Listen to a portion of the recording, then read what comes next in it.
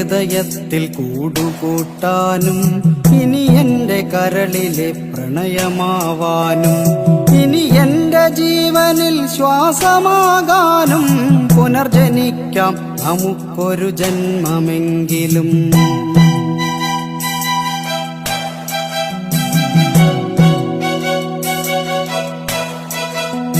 ഗതി മാറിയൊഴുകുന്ന നിള പോലെ നമ്മൾ ഈ ജന്മം വഴി പിരിഞ്ഞൊഴുകിയകലുമ്പോൾ പ്രാണനിൽ പ്രണയവും മിഴികളിൽ നോവുമായി കണ്ണീർ കയത്തിൽ നാം വിധിയെ പഴിക്കുന്നു.